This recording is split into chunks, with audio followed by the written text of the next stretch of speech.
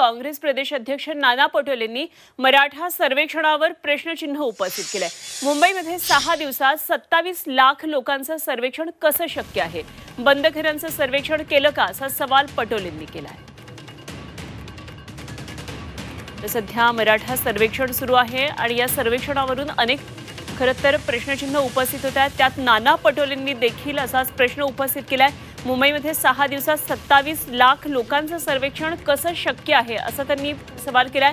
बंद घरांचे सर्वेक्षण केलंय का, असा थेट सवाल पटोलेंनी केलाय।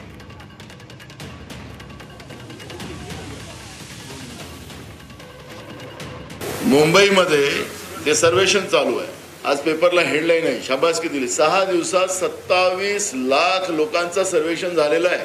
6 दिवसात 27 लाख। मला सांगा, आता शाबासकी दिली पाहिजे ना या लोकांना। असं पॉसिबल आहे का? 6 दिवसात 27 लाख लोकांना सर्वेक्षण मुंबई शहरामध्ये केलेलं आहे। घरात लोक राहतात का? दिवस कामाला जातात का? म्हणजे बंद घराचं केलं का सर्वेक्षण?